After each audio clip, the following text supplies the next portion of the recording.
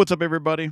I've been doing this for a long time, and I don't mean trading this time. I mean watching traders, watching people come in with a plan sometimes, but with confidence, with a real reason why this time is going to be different.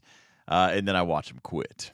And the thing that always gets me, the thing that I can't shake is that most of them, they weren't dumb. Most of them actually understood the mechanics. They knew support and resistance. They could explain moving averages. They'd done the homework. But there was this pattern, this one specific thing I kept seeing over and over again. Had nothing to do with charts, nothing to do with which broker they were using, nothing to do with market conditions. And once I saw it, I couldn't unsee it. That's what we're talking about today. The first thing I see, and this is the one that gets people the fastest, is revenge trading. Something goes wrong, you take a loss. Maybe you stopped out on a trade that then reverses and goes exactly where you thought it was going, and something happens in your brain. You can't accept that you were right about the direction, but wrong about the timing, so you go back in bigger because you need to prove something. That's not trading. That's an argument. You're arguing with the market, and the market doesn't care. I've watched people blow through months of gains in a single afternoon trying to get back to even. Not because they needed the money, because they couldn't sit with the feeling of being wrong. That's a psychology problem. That is not a chart problem. Now, the second thing is what I call the "I'll just wait" trade. You're in a position, it's moving against you, and instead of cutting it, instead of taking the small loss while it's still small, lowercase l, like I say a lot, is you tell yourself, "I'll just wait. It'll come back." Bag holding, if you will. Now, sometimes it does, which is actually the worst thing that can happen, because now you've been rewarded for bad behavior, and your brain learned the wrong lesson. The next time it happens, you wait again, but this time it doesn't come back. And I've seen people turn a $200 loss into a $2,000 loss into I don't even want to look at this account anymore situation. And once you're there, once you mentally check out, it's basically over. Here's the truth. The market does not know where you bought. That number only exists in your head, and it's costing you real money. Now, here's the thing. I've been talking like I'm above all this, like I've got it figured out. I'm not. I've definitely been in all those shoes. Okay, and technically, I did check out in one of my accounts. Is during the pandemic sell-off.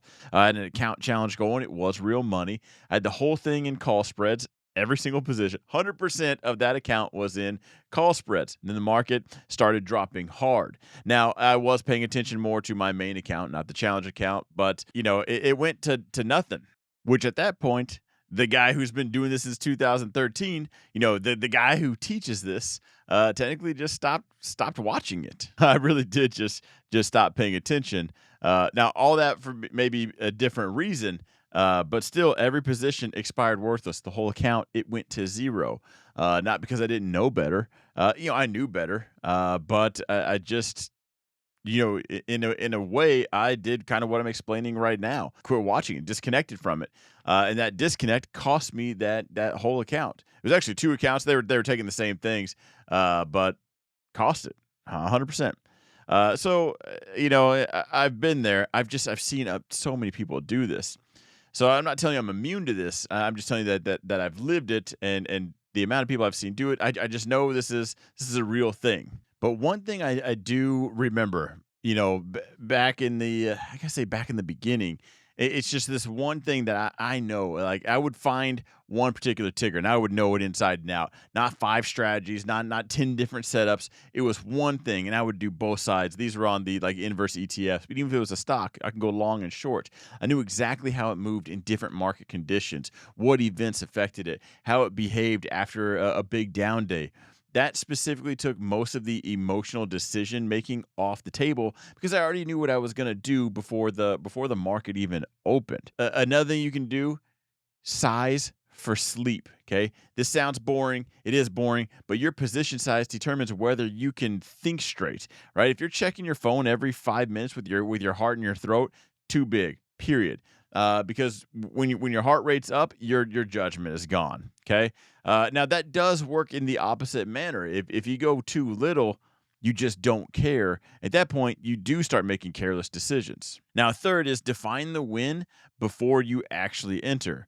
Not, I want to make as much as possible, specific numbers. I'm looking for this much. If it gets here, I'll take it. If it hits this level, I'm out. Write it down before you place the trade. Now, I am saying this even though I do trail every position and I do try to make the most as possible, but it's still important to know realistically what levels things could likely hit, because that all comes down to the characteristics of that stock. Hey, we hit this level.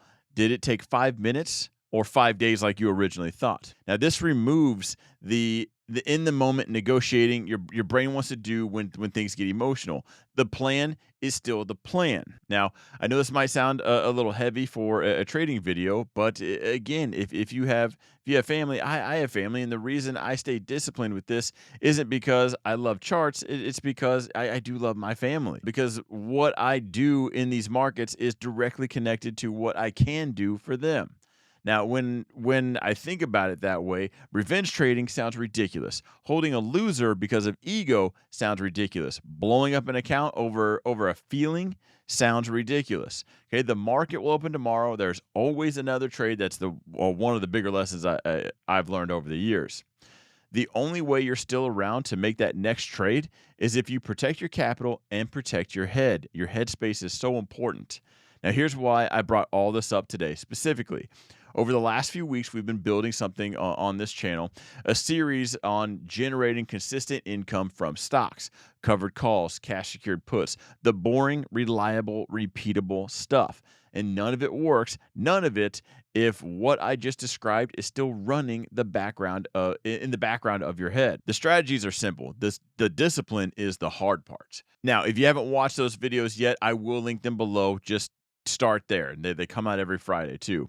Before you go, drop a comment. Tell me which of these three patterns hit the closest to home for you. Revenge trading, holding the loser, or just checking out entirely. I'm going to read every one of these and reply.